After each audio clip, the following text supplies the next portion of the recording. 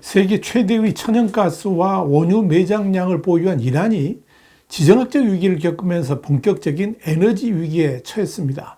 이에 따라서 이란의 전 산업들이 사실상 셧다운에 들어갔고 정부 기관마저도 문을 닫거나 운영 시간을 단축해야 되는 처지에 이르렀습니다.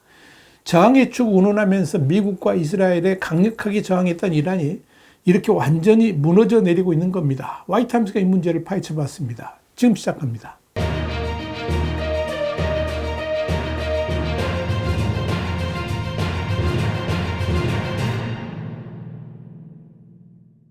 뉴욕타임스는 현지 시간으로 23일 세계에서 가장 큰 규모의 천연가스와 원유 매장량을 보유한 이란이 수년간의 제재, 부실 경영, 노후화된 인프라, 낭비적인 소비, 이스라엘의 집중 공격 등으로 인해 본격적인 에너지 위기에 처해 있다면서 이란은 수년간 인프라 문제로 어려움을 겪고 있었지만 마수드 페제슈키안 대통령은 결국 이란의 에너지 위기가 위험한 지경에 이르렀다라고 경고했다. 이렇게 보도했습니다. 페제슈키안 대통령은 최근 전국에 생중계된 연설에서 우리는 가스, 전기, 에너지, 물, 돈, 환경에서 매우 심각한 불균형에 직면했다 그러면서 이 모든 것이 위기로 변할 수 있는 최악의 수준이다 이렇게 말했습니다. 뉴욕타임스는 지난주 대부분 이란은 에너지가 부족해 사실상 폐쇄되었다 그러면서 평범한 이란 국민들이 분노하고 산업 지도자들이 수반되는 손실이 수천억 달러에 달한다고 경고하는 동안에 페제슈키안 대통령은 그저 미안하다고 말한 것 외에는 해결책을 제시할 수가 없었다라고 밝혔습니다. 뉴욕타임스는 이어서 공무원들에 의하면 국가 운영에 필요한 가스량의 부족분이 하루에 약 3억 5천만 입방미터에 달한다고 밝혔으며 기온이 급격히 떨어지고 수요가 급증함에 따라 공무원들은 가스백을 위해 극단적인 조치를 취했다 그러면서 정부는 두 가지 선택의 갈래길, 곧 이란 각 가정에 대한 가스 공급 전면 중단과 전기를 생산하는 발전소에 대한 공급 중단 중 하나를 선택할 수밖에 없는 처지에 놓였다. 이렇게 전했습니다.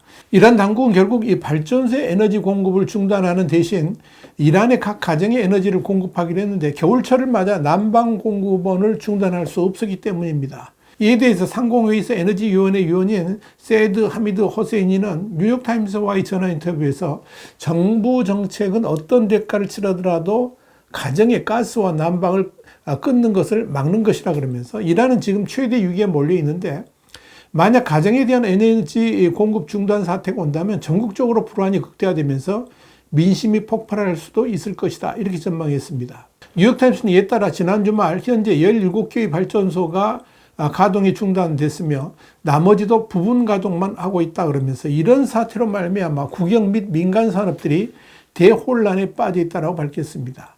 특히 사실상 이란의 전 산업들이 정전으로 인한 대위기를 맞고 있고 그동안 이란의 산업계가 경험해 본 적이 없는 대재앙 수준으로 추락하고 있는 것으로 판단됩니다. 뉴욕타임스는 이번 주에 발생한 정전 등으로 인한 손실이 제조업의 경우에 30에서 50% 감소했고 수천억 달러의 손실이 발생할 수도 있다 그러면서 모든 기업들이 피해를 입었지만 특히 중소기업들이 받는 타격은 막심하다라고 전했습니다. 뉴욕타임스는 특히 이번 이란의 에너지 위기는 지정학적으로 특히 어려운 시기에 이란을 강퇴했다 그러면서 시리아의 알 아사 정부가 붕괴되고 이스라엘이 레바논의 헤즈볼라를 몰살시킨 이후 이란의 지역적 파워플레이어로서의 지위는 심각하게 약화되었으며 여기에 도널드 트럼프 대통령 당선 이래 복귀는 정권의 최대의 압박을 가할 것으로 예상되는 가운데 이란 경제는 더욱 위기 속으로 빠져들 것으로 보인다라고 진단했습니다.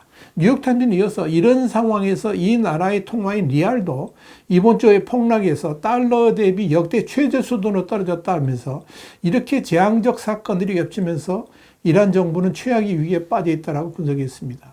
여기에 대해서 예루살렘 포스트는 이란 핵 협상이 진행 중이었던 2015년에는 리알의 가치가 1달러당 32,000에 달했지만 지난 18일에는 무려 77만 7천 리알로 거래되었다라고 보도했습니다. 한마디로 엄청난 폭락을 한 겁니다.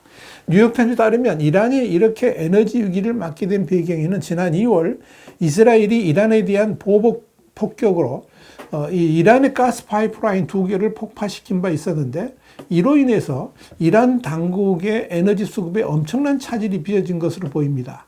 이런 상황에 대해서 페제슈키안 대통령은 자신이 대통령직을 맡았을 때 이미 이란의 에너지는 고갈되어 있었다라고 말할 정도였습니다.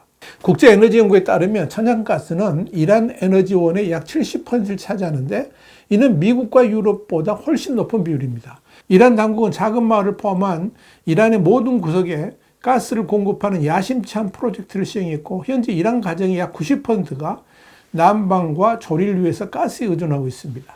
이렇게 이란이 가스에 의존하는 국가이면서도 생산 및 공급망에 걸친 인프라가 너무나도 허약하다는데 문제가 있습니다. 이를 업그레이드하기 위해서는 외국의 기술과 자본이 필요한데 소위 저항이축 세력들과 연대해가지고 이스라엘과 미국을 압박하는 데만 치중했던 이란 당국이 정작 국민들의 에너지 수급에는 별다른 관심을 기울이지 못한 겁니다.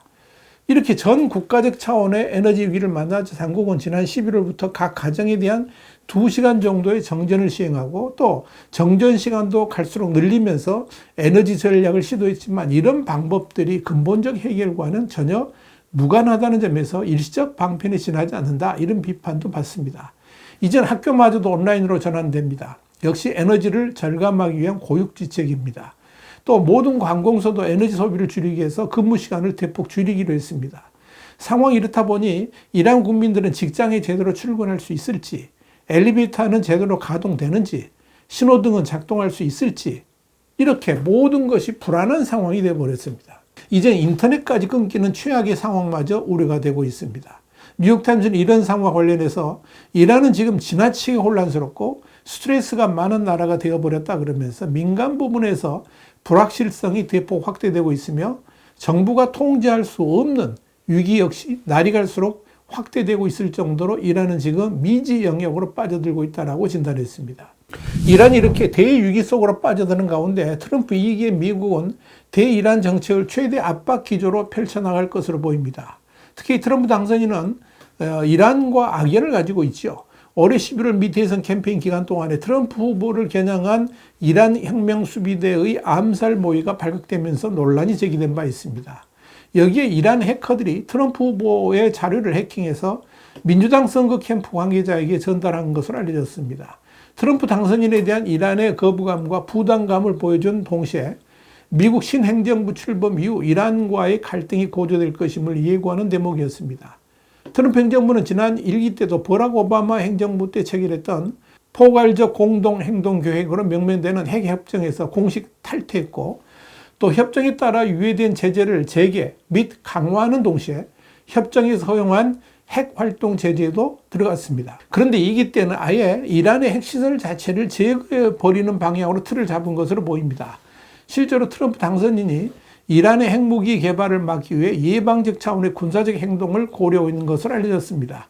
트럼프 팀의 이런 계획은 경제적 압박을 포함한 외교와 제재만으로는 이란의 핵 개발을 막을 수 없다 하는 판단 때문에 강공책을 펼치는 것이어서 관심을 모으고 있습니다.